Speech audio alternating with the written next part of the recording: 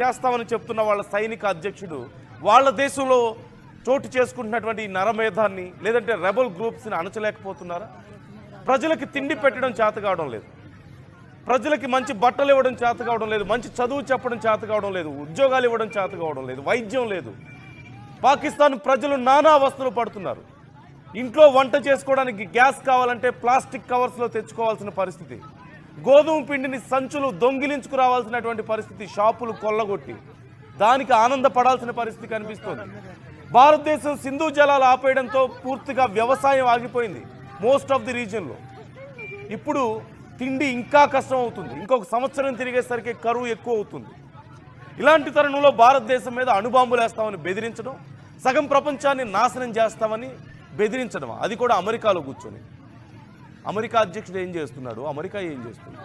మీ దేశంలో కూర్చొని సగం ప్రపంచాన్ని నాశనం చేస్తామంటే మీరేం చేస్తున్నారు? భారతదేశం మీద అణుబాంబులు వేస్తామని బెదిరిస్తారా? మీ ప్రజలకు తిండి పెట్టడం చేత కాదు మీకు, మీ యువకులకి చదువులు చెప్పడం, ఉద్యోగాలు ఇవ్వడం చేత కాదు, భారతదేశం మీద అణుబాంబులు వేస్తారా? ఎవరు ఏ స్థాయిలో ఉన్నారో తెలుసుకునే మాట్లాడుతున్నారా? ఇలాంటి ఘటనలు జరుగుతూ ఉంటే మరికొన్ని రోజుల్లోనే అంతర్యుద్ధాలు మొదలయ్యే పరిస్థితులు పాకిస్తాన్లో కనిపిస్తున్నాయి. రాజకీయంగా చాలా గందరగోళంగా ఉంది అక్కడ పరిస్థితి. మనం చూసాం, భారతదేశంతో పాకిస్తాన్ యుద్ధం చేస్తున్న సమయంలో వాళ్ళ పార్లమెంట్ మెంబర్స్ ఏడ్చారు పార్లమెంట్లో, వద్దు భారతదేశంతో మనకు యుద్ధం వద్దు, మమ్మల్ని బ్రతకనివ్వండి, మనల్ని చంపేస్తారు భారతీయులు ఇలాగే యుద్ధం చేసుకుంటూ పోతే, భారతదేశంతో మనం యుద్ధం చేయలేమని. ఇలాంటి డిఫరెన్స్ కనిపిస్తోంది. అధికారంలో ఉన్నవాళ్ళు, సైనిక అధ్యక్షులుగా ఉన్నవాళ్ళేమో ఇష్టం వచ్చినట్లుగా విచ్చలవిడిగా వ్యవహరిస్తుంటే మిగతా పార్లమెంట్ మెంబర్స్ అందరూ కూడా ఏడుస్తున్న పరిస్థితి అక్కడ కనిపిస్తుంది. రాజకీయంగా అనిస్థితి, డబ్బులు లేవు. పాకిస్తాన్ అమెరికా దగ్గరికి వెళ్ళో, చైనా దగ్గరికి వెళ్ళో యాచిస్తే తప్పితే వాళ్ళకి డబ్బులు వచ్చే పరిస్థితి లేదు. యుద్ధం చేయడానికి ఆయుధాలు ఏమన్నా వాళ్ళు తయారు చేసుకుంటున్నారు? వాళ్ళ దగ్గర నిజంగా అంత టెక్నాలజీ ఉందా? అది కూడా అమెరికా ఇవ్వాల్సిందే, లేదంటే చైనా ఇవ్వాల్సిన పరిస్థితి కనిపిస్తుంది. ఏమీ లేదు అక్కడ. కానీ భారతదేశాన్ని బెదిరించడం, ప్రపంచ దేశాలను బెదిరించడం, ప్రాణాలు తీయడం, సొంత ప్రజల ప్రాణాలు కాపాడుకోవడం చేతగారకుండా వరుసగా ఈ దాడులు జరుగుతూనే ఉన్నాయి. గత 3 నెలల్లో 6కు పైగా ఇలాంటి బ్లాస్టులు జరిగాయి. అనేక మంది ప్రాణాలు కోల్పోయారు. ఈ వారం రోజుల్లోనే 2 బ్లాస్టులు మనం చూస్తున్నాం. మొత్తం 13 మంది, ఒక సివిలియన్, 6 టెర్రరిస్టులు, 6 సైనికులు చనిపోయినట్లుగా మనకు కనిపిస్తుంది. దీనికి సంబంధించి ఏం జరుగుతోంది అనేది ఆరా తీస్తే విచ్చలవిడిగా పుట్టుకొస్తున్నటువంటి పుట్టగొడుగుల్లాగా అక్కడ కొన్ని ఇండివిజువల్ గ్రూప్స్ తయారవుతున్నాయి, రెబల్ గ్రూప్స్ తయారవుతున్నాయి. వాటిని ఎలా కంట్రోల్ చేయాలో చేత కావడం లేదు, తెలియడం లేదు వాళ్ళకి. ఇప్పుడు దీనికి సంబంధించి మరి భారతదేశాన్ని బెదిరిస్తున్నారు. మీరేమనుకుంటున్నారు? మీ అభిప్రాయాలు కూడా మాతో పంచుకోండి, కామెంట్ చేయండి.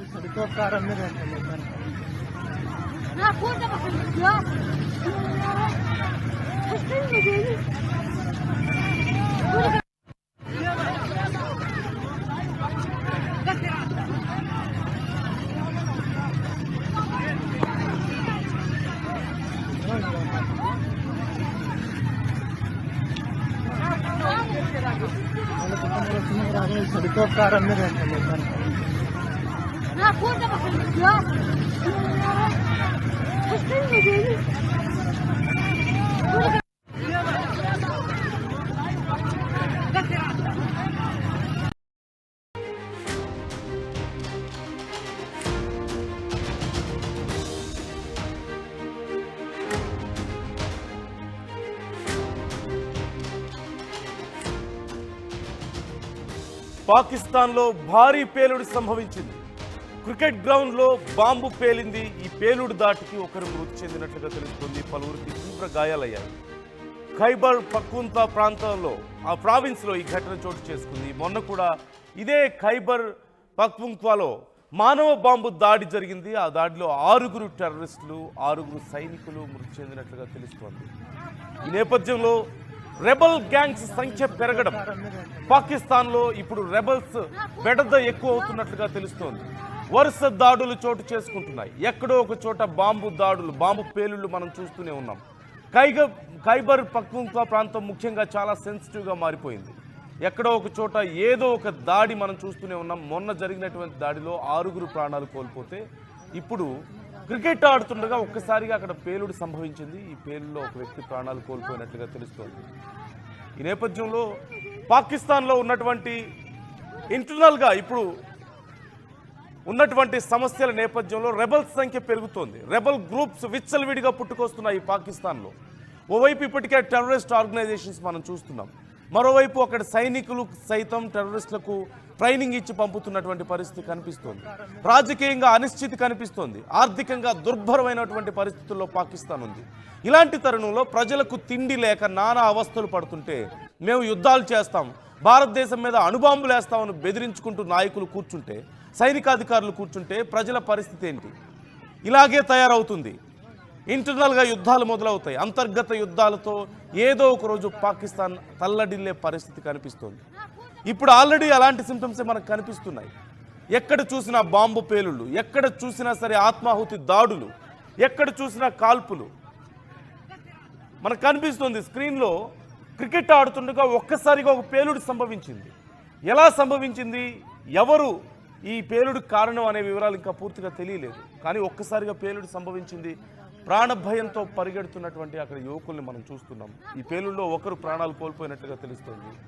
అదే ప్రాంతంలో మొన్న 6 చనిపోయారు. 6 టెర్రరిస్టులు చనిపోయారు, 6 సైనికులు చనిపోయారు. మొత్తం 12 మంది ఒకే పేలుల్లో చనిపోయినటువంటి పరిస్థితి. అండ్ ఇక్కడ ఇంట్రెస్టింగ్గా మనం చూస్తున్నాం, ఒకే పేలుల్లో ఓవైపు టెర్రరిస్టులు, మరోవైపు సైనికులు ఒకే క్యాంపులో ఉన్నారు కాబట్టి ఇలా జరుగుతోంది. టెర్రరిస్టులకు అక్కడ సైనికులే ట్రైనింగ్ ఇచ్చి పంపుతున్నారు కాబట్టి ఇలాంటి దారుణాలు జరుగుతున్నాయి. అక్కడ ట్రైనింగ్ తీసుకున్నటువంటి టెర్రరిస్టులు చాలామంది తిరిగి అక్కడే రెబల్స్గా మారి అక్కడ వాళ్ళ ప్రాణాలు తీస్తున్నటువంటి పరిస్థితి కనిపిస్తోంది. బయట ప్రపంచాన్ని, సగం ప్రపంచాన్ని నాశనం చేస్తామని చెప్తున్న వాళ్ళ సైనిక అధ్యక్షుడు వాళ్ళ దేశంలో చోటు చేసుకుంటున్నటువంటి ఈ నరమేధాన్ని లేదంటే రెబల్ గ్రూప్స్ని అణచలేకపోతున్నారా? ప్రజలకి తిండి పెట్టడం చేత కావడం లేదు, ప్రజలకి మంచి బట్టలు ఇవ్వడం చేత కావడం లేదు, మంచి చదువు చెప్పడం చేత కావడం లేదు, ఉద్యోగాలు ఇవ్వడం చేత కావడం లేదు, వైద్యం లేదు. పాకిస్తాన్ ప్రజలు నానా అవస్థలు పడుతున్నారు. ఇంట్లో వంట చేసుకోవడానికి గ్యాస్ కావాలంటే ప్లాస్టిక్ కవర్స్లో తెచ్చుకోవాల్సిన పరిస్థితి, గోధుమ పిండిని సంచులు దొంగిలించుకురావాల్సినటువంటి పరిస్థితి, షాపులు కొల్లగొట్టి దానికి ఆనందపడాల్సిన పరిస్థితి కనిపిస్తోంది. భారతదేశం సింధు జలాలు ఆపేయడంతో పూర్తిగా వ్యవసాయం ఆగిపోయింది మోస్ట్ ఆఫ్ ది రీజియన్లో. ఇప్పుడు తిండి ఇంకా కష్టం అవుతుంది. ఇంకొక సంవత్సరం తిరిగేసరికి కరువు ఎక్కువ అవుతుంది. ఇలాంటి తరుణంలో భారతదేశం మీద అణుబాంబులు వేస్తామని బెదిరించడం, సగం ప్రపంచాన్ని నాశనం చేస్తామని బెదిరించడం, అది కూడా అమెరికాలో కూర్చొని. అమెరికా అధ్యక్షుడు ఏం చేస్తున్నాడు, అమెరికా ఏం చేస్తుంది? మీ దేశంలో కూర్చొని సగం ప్రపంచాన్ని నాశనం చేస్తామంటే మీరేం చేస్తున్నారు? భారతదేశం మీద అణుబాంబులు వేస్తామని బెదిరిస్తారా? మీ ప్రజలకు తిండి పెట్టడం చేత కాదు మీకు, మీ యువకులకి చదువులు చెప్పడం, ఉద్యోగాలు ఇవ్వడం చేత కాదు, భారతదేశం మీద అణుబాంబులు వేస్తారా? ఎవరు ఏ స్థాయిలో ఉన్నారో తెలుసుకొని మాట్లాడుతున్నారా? ఇలాంటి ఘటనలు జరుగుతూ ఉంటే మరికొన్ని రోజుల్లోనే అంతర్యుద్ధాలు మొదలయ్యే పరిస్థితులు పాకిస్తాన్లో కనిపిస్తున్నాయి. రాజకీయంగా చాలా గందరగోళంగా ఉంది అక్కడ పరిస్థితి. మనం చూసాం, భారతదేశంతో పాకిస్తాన్ యుద్ధం చేస్తున్న సమయంలో వాళ్ళ పార్లమెంట్ మెంబర్స్ ఏడ్చారు పార్లమెంట్లో, వద్దు భారతదేశంతో మనకు యుద్ధం వద్దు, మమ్మల్ని బ్రతకనివ్వండి, మనల్ని చంపేస్తారు భారతీయులు ఇలాగే యుద్ధం చేసుకుంటూ పోతే, భారతదేశంతో మనం యుద్ధం చేయలేమని. ఇలాంటి డిఫరెన్స్ కనిపిస్తోంది. అధికారంలో ఉన్న వాళ్ళు, సైనిక అధ్యక్షులుగా ఉన్న వాళ్ళేమో ఇష్టం వచ్చినట్లుగా విచ్చలవిడిగా వ్యవహరిస్తుంటే మిగతా పార్లమెంట్ మెంబర్స్ అందరూ కూడా ఏడుస్తున్న పరిస్థితి అక్కడ కనిపిస్తుంది.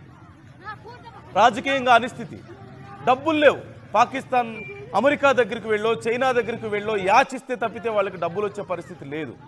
యుద్ధం చేయడానికి ఆయుధాలు ఏమన్నా వాళ్ళు తయారు చేసుకుంటున్నారు? వాళ్ళ దగ్గర నిజంగా అంత టెక్నాలజీ ఉందా?